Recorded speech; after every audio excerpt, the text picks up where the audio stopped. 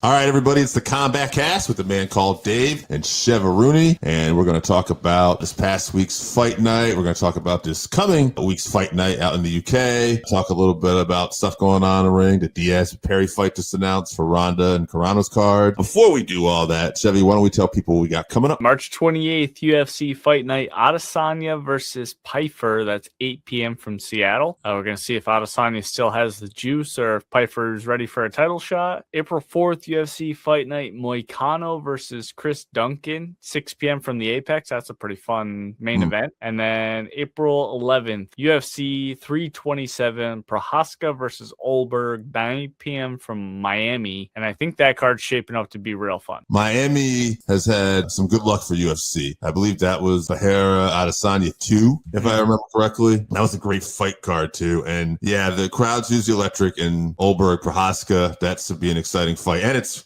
for the vacant light heavyweight title, because we know Correct.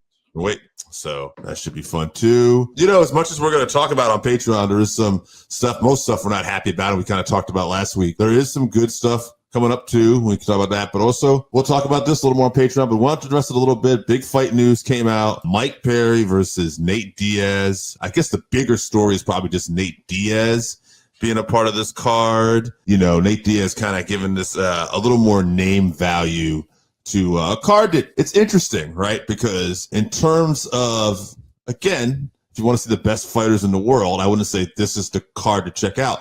But this card has given us some of that sizzle, I think, that the UFC has been lacking, right? We're getting that name value. You're getting interesting names on this card. I heard some people say that this is probably going to be the fight on the card so far. Like, Rousey and Carano is just going to be, that's completely just name. Francis is a name, but no offense to Philip, you know, he's probably going to get knocked out. He's there to get knocked out. Whereas this fight, even though it's guys still maybe not at the peak of their MMA career, this should be an entertaining fight. Yeah, I think Mike Perry, I said this in the group chat, I think Mike Perry dog walks Nate Diaz, but I've never been the biggest Nate Diaz fan as like a fighter. I think the sport progressed past him a long time ago, but you know, Mike Perry's, this is boxing or this is an MMA fight? This is MMA, so all these are going to be MMA. The whole card will be MMA. Okay. Yeah, MMA fight, by the way. Okay, well, so in just straight MMA, I don't see it going to the ground, but if it does, Nate has a large advantage. But I don't see it going to the ground. So this is basically going to be a boxing match with 4-ounce gloves on. Assume Mike Perry just kind of dominates.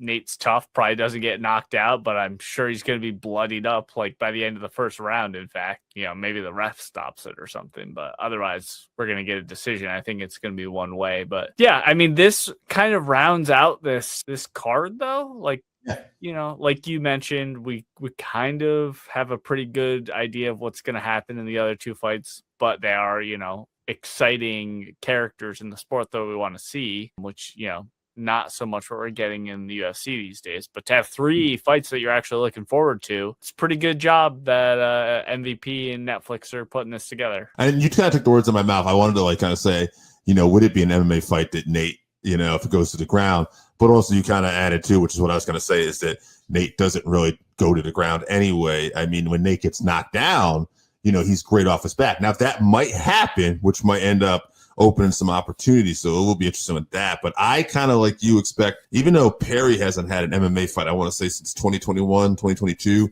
he's been super active with BKFC, and obviously his striking is at all time. It's going to be a striking battle probably, and with his power that he's shown, I expect him to probably bloody up, and honestly, I think he'll probably stop and TKO Nate, just given what we've seen out of Perry. I will add one more thing, though. If Perry doesn't get that done, the fact that it is a 5-round fight, Nate Diaz's cardio is legendary. Wouldn't be surprised if Nate comes back late in the fight either. I think that was a long time ago that Nate Diaz was known for his cardio. You remember that fight against Tony Ferguson, his last UFC fight? That's true. That was 3 rounds, right? And he was barely making it through that.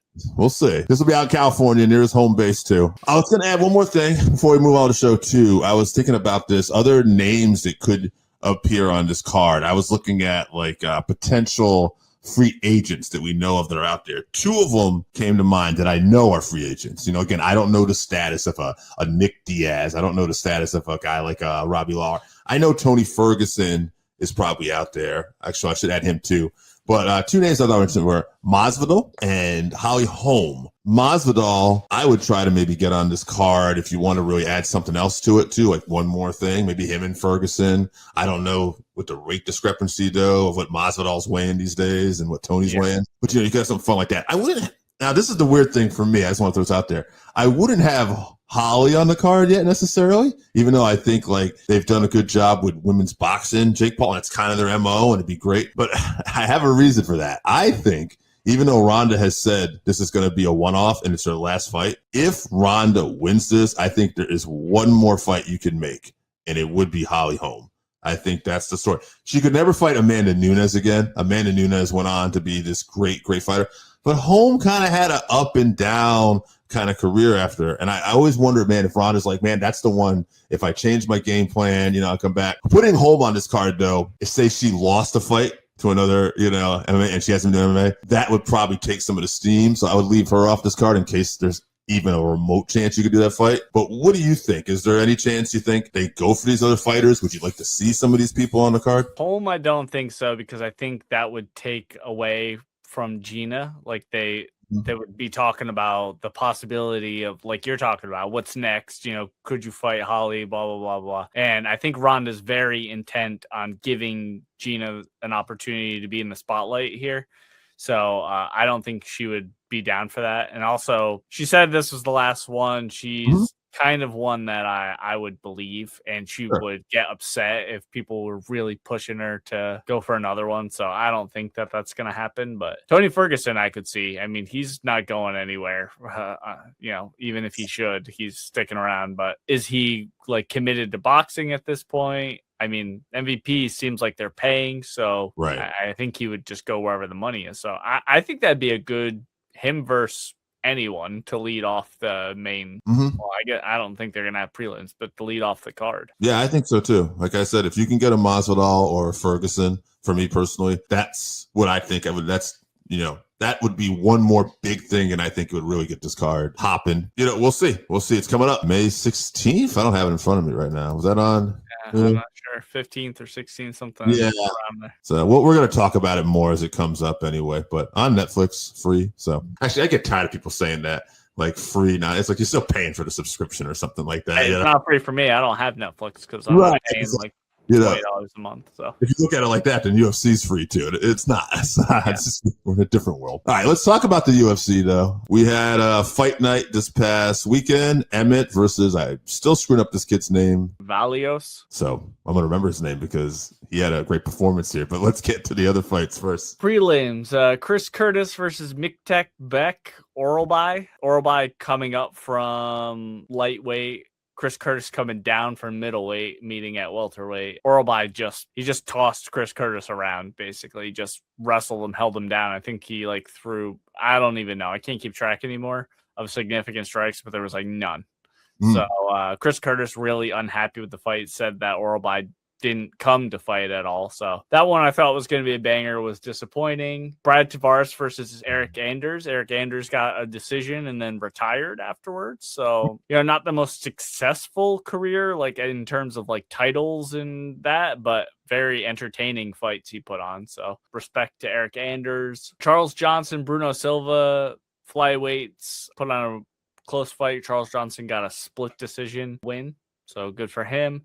And then on the undercard, we talked about Vitor Petrino and Stephen Asplin. Asplin, the big guy that lost all the weight and he has all the saggy skin on him. I talked about how the UFC was feeding him to a buzzsaw in Vitor Petrino. And Petrino did get a decision, but Asplin was game. He rocked Petrino a few times in the fight, but really he got punished every time that he tried to produce any offense. Big speed advantage for Vitor, but Asplin wore it.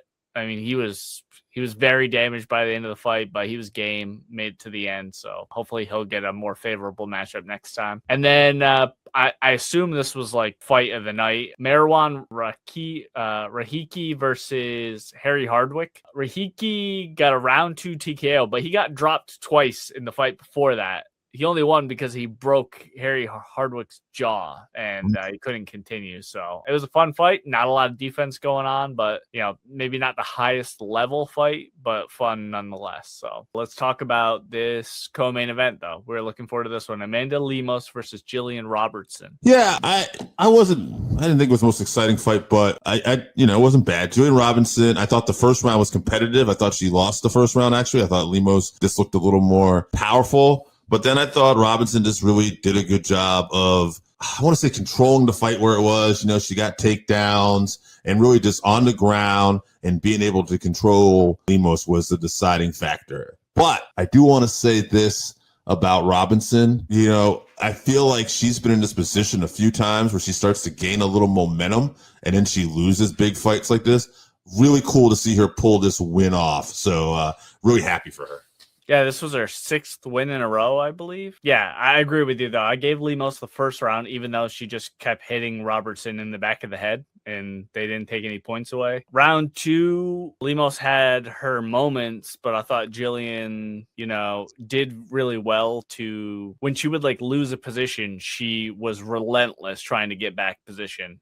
And I think ultimately that kind of broke Lemos by the end of the second round. So I gave Jillian the second round, and then she pretty much dominated in the third round. So I'd like to see her add more ground and pound when she's on the ground, because like you said, it was a lot of control time, and that really drives me nuts, just being able to just take people down and hold them down and not do any damage and get a win. But with that being said, she does have the most submission wins with 7 and most finishes with 10 in UFC women's history, Jillian Robertson. So she does go for the finish. If she had gotten the finish, I would say she earned a title shot. I mean, 6 wins in a row in women's MMA, especially stuff. Is it 5? Okay, 5. I couldn't remember if it was 5 going in or 5 afterwards. Yeah. And then I was like, I better check. But yeah. Michael Bisping had said something afterwards, I thought. So I wanted to clarify that. But I know what you're saying. I'll let you finish. But she has a lot of momentum, but maybe not quite ready for that title shot yet. Yeah. And plus, there's kind of a log jam up at the top. I mean, Zhang Wei Li is coming back down to strawweight. She obviously needs to get an immediate title shot against Dern. So I assume Jillian's going to have to fight one more. Do you have any ideas? Well, it's funny because this one I actually didn't look at this week. I was actually thinking maybe a title shot's not crazy idea, but the more I think about it, I really agree with you. She didn't get the finish. And yeah, just looking at it here, I mean, I think Tatiana Suarez is gonna fight. She's fighting somebody else up at the top. Oh, she is. She's fighting Lupe Godinho. Werner. She's fighting one of those girls. Yeah. And so I think that Jillian should fight the winner of that. Yeah. And then whoever wins that gets the next title shot. Yeah. I mean, I definitely don't have a problem with that. I mean, if she's not getting a title shot yet, she should be fighting for an opportunity for a title shot. She's earned that title eliminator fight. Yeah. Yeah. Yeah. Moving on to our main event here, Josh Emmett versus Kevin Valios. Yeah, Valios, like I said, I got to remember this guy's name now because knocking out Josh Emmett in the first round, I always find it difficult to really expand on a fight like this because it's Emmett just got caught in the first round. What I will say is that Valios' striking looked very precise, very accurate striking. We talk about quick hands a lot. I think this guy is definitely showing that he could be a problem in this weight class. I know his only loss in his career was to Jean Silva on the Contender Series, but this guy looks like he's getting better and better. So maybe he could be one we have to watch out for. It'll be interesting when we talk about it later about this coming fight night when I think about the featherweights in the main event. But Diego Lopez could, I'm sorry, you know what? You should expand, but it's hitting me now that this guy, Diego Lopez has gotten 2 title shots and it's bothering me again as we talk about this. He should not be anywhere near a title shot. And I like the guy. Yeah. I like him too, but the UFC did him a disservice by giving him that second one. It really soured it, a lot of UFC fans, hardcore fans, on him getting another title shot. And it was only 10 months. He was never gonna improve enough. That fight wasn't close. No. So this is the UFC's fault, but yeah. But anyway, this fight, the Valios fight, I mean, I agree with you. Not much too much to say. He kind of steamrolled Vet and Josh Emmett. Emmett never really landed anything to earn Valios's respect. Like, I think he only landed like 2 punches. Kevin was faster, more accurate, like you said. And at 24, he was much more composed as well. So he did something a lot of people have not been able to do by finishing Josh Emmett. Ilya wasn't even able to finish Josh Emmett. So definitely a prospect to keep an eye on, Kevin Valios. Absolutely. And let's just get right into this weekend's UFC Fight Night. Movsar Evolev versus Lerone Murphy. You could argue either one of these guys could have already had deserved a title shot. But whoever wins this is definitely going to be deserving this weekend. Let's talk about some of the other fights before we get into co-main and main. Prelims, not looking too much, not looking like there's too much name value on there. But on the undercard, number 11, Roman Dolidze versus Christian Leroy Duncan, who's been on a tear and is British. So at home in the O2 Arena there. And then number 13, MVP, is fighting upcoming prospect Sam Patterson. So the UFC not doing any favor to these ranked guys, trying to get some new blood in the rankings there. But MVP, I don't know why he's fighting down. He's been winning and competing well against like Ian Gary, and he's fighting an unranked guy. So UFC doesn't like him for some reason, or they're upset with him about something. Maybe the fact that he like refuses to finish guys, even though he dominates them. But they just don't like that name MVP these days. Yeah, maybe that's it. Yeah, but let's get into this co-main event, I just want to say that, if the main event, something happens, if Lerone Murphy or Movsar doesn't make weight or something happens, this is your co-main event. Big name Luke Riley versus Michael Aswell Jr. Oh, man. Yeah. Tell me everything you know about these two men. Yeah, it's funny you say that because I didn't even think about that. This could be the main event. So the story of this is pretty simple. Luke Riley is a UK prospect. I mean, that's the thing. He comes from Cage Warriors, which is a valid regional promotion. Absolutely. He's 12-0, 9 knockouts, 3 decisions, and he's already 1-0 in UFC. UK prospect. Now, to Chevy's point, that doesn't really mean you probably should be in the co-main event. That means, hey, maybe you can be on the main card because you're such a good prospect. But even Conor McGregor early on, I remember when they had a fight card in Ireland and he was having his first fight in the UFC, he wasn't, I don't think he was even on the main card at that point. But different UFC, those. It was. Tune into the Patreon. Marcus Brimage was that fighter's name, by the way. But so Luke Riley, like I said, UK pro. This fight's all about him, really. Michael Aswell, though, is known as the Texas Kid, so he's not a UK prospect. He's 11-3, 6 KOs, 5 decisions, and he's 1-0 in the UFC. He is coming off a win. He lost his first UFC fight. He won his second one by TKO. But I think this is all about Luke Riley. Hopefully he doesn't get the main event position. No offense to him. But hopefully he knocks it out of the park with a co-main event. I have a feeling he will. I will predict Luke Riley by round 1 TKO. Yeah, a couple of young strikers. Shameful that this is a co-main event. I guess stylistically it could be a fun matchup, but I'm not so sure because they have 3 UFC fights total between the two of them. So, normally I'd assume that the UFC is setting the Brit up to win in London. Right. But I don't think the UFC actually thinks that deeply about matchmaking anymore. So I'll pick Aswell by TKO in round 3. Wow. All right. And I don't care if that happens or it doesn't happen. If the fight doesn't happen, I don't care. Let's talk about the only fight that matters on this card. Yeah. Like, this is a boxing card. The main event is the only fight that matters. Movsar Evolev versus Lerone Murphy. Movsar is 19-0.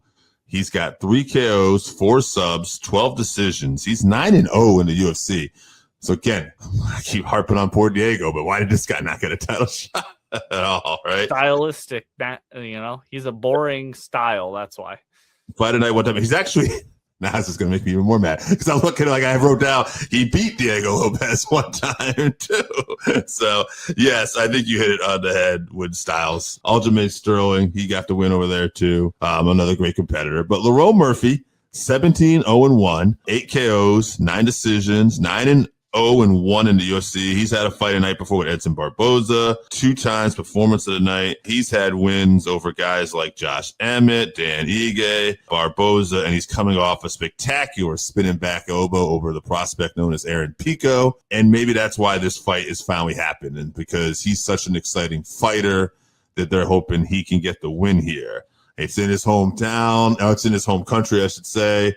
So that is what this is built around. Can he do it? I don't know, because Movsar, pretty good grappler, and he's pretty good at controlling things here. I feel like he could probably make this boring, and that's going to really make some people unhappy. But I don't know. I don't want to pick him. I actually want Lerone Murphy to win this. I feel like now I'm like the UFC, right? Like I don't want him, but I feel like that's what's going to happen. He's going to win by decision, and this is what's going to happen.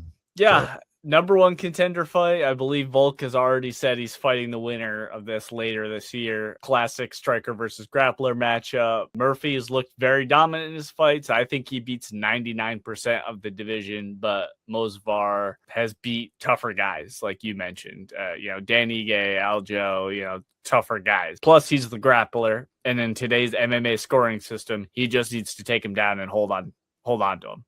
So much easier. So unfortunately, I think he does that. He gets a boring decision win, which is his MO for sure. But I'm with you. I'm rooting for Lerone Murphy big time. Yeah, because if Lerone can get the win, then that's a fun matchup with Volk. Yeah. And then, hopefully we can set up some other, exciting fights. Like Valios just won. John, there's other younger people in this queue too. And so we could have some fun fights. And there's still even veterans like Yair Rodriguez out there. If he can get a win or two, that could be in here. Yeah, we'll see what happens. Boy, the UFC could use a guy like Lerone Murphy winning right now too. Yeah, but for sure. We'll talk more about how we feel about the state of the UFC on our Patreon right after this. But before we finish up today, let's tell people what else they got coming up this week. All right, March 28th, UFC Fight Night. Israel Adesanya versus Joe Pyfer, 8 p.m. from Seattle. April 4th, UFC Fight Night Moicano versus Duncan. That's 6 p.m. from the Apex. And then April 11th, UFC 327, Prohaska versus Olberg for the light heavyweight belt, 9 p.m. Miami. All right, some good cards coming up. And hey, enjoy UFC Fight Night from the UK. Earlier fight card, and the UK is always live.